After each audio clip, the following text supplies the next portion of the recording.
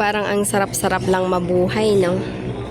Pag nakita mo yung mga halaman mo na kahit nasa paso lang sila, tumutubo sila at marami silang bunga. Sa ngayon, itong season na ito, hindi siya gaanong maraming bunga. Actually, kukunti lang yan. Pero noong nakaraan, dahil naalagaan ko sila, marami silang bunga. Ngayon, na-busy ang lola mo. Busy-busy si Lola Ganda.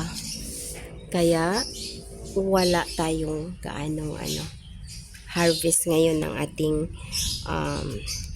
mulberry. Yan. Mulberry bush. Yan. Ito pa. Diba? Pag nakaisang tasa ka, every morning nito, di ayos na ang buhay mo. Ayan, marami pa siyang bunga actually dyan. Pero maliliit pa lang sila.